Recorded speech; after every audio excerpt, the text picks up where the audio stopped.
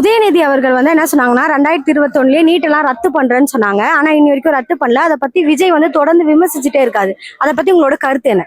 அவருக்கு ஒன்றும் தெரியாது, நடிக்கிறது தவிர வேற எதுவும் தெரியாது. அவர் சொல்ற கருத்துலாம் நம்ம பதில் சொன்னோம்னா அந்த கட்சிக்கு அசிங்கம். பிஜேபி சர்க்கார் தான் அதை இது பண்ணணும். ஆனா இவங்க சட்ட போராட்டம் நடத்திட்டு இருக்காங்க. மக்கள் கிட்ட கோடிக்கணக்கான கையெழுத்து வாங்கி கொடுத்துருக்காங்க. அதை வந்து கோர்ட்ல ப்ரொடியூஸ் பண்ணியிருக்காங்க.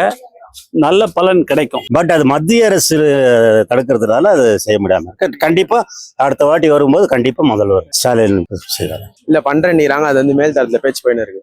தமிழ்நாடு மொத்தமா நீட்டை வந்து எதிர்க்கிறாங்க. இவங்க எப்படி இந்தியை வந்து இங்க திணிக்கணும்னு பாக்குறாங்களோ அதே மாதிரி நீட்டையும் திணிச்சுட்டாங்க. காலப்போக்கில் மாறும்னு நம்பிக்கை இருக்கு. நீட்டு ரத்து பண்றதும் அதை லெஸ் பண்றதுக்கும் ஃபுல் பவர் கவர்மெண்ட் ஆஃப் இந்தியாவில் தான் இருக்குது. இவங்க கேட்கறாங்க நீட்டு சேவை நாங்க ஆட்சிக்கு வந்தா நீட்டு சேவை ரத்து பண்ணதுக்கு முயற்சி எடுப்போம்னு சொன்னாரு. இல்ல ரத்து பண்ணிட்டு கூட சொல்லியிருப்பாரு. ரத்து பண்ற பவர் தனி மாநிலத்துக்கு கிடையாது. ஆனா பிஜேபி வந்து உயர்ந்த ஜாதிக்கு மட்டும்தான் சப்போர்ட் பண்ணுது.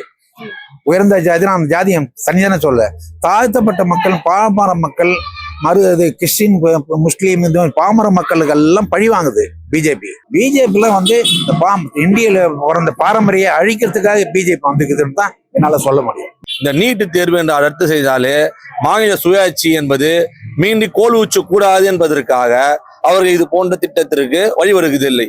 2021 அப்ப சொன்ன காரணம்னா மீண்டும் 2024 வந்து நாடாளுமன்ற தேர்தலில் வந்து பாத்தீங்கன்னா காங்கிரஸ் வரும்.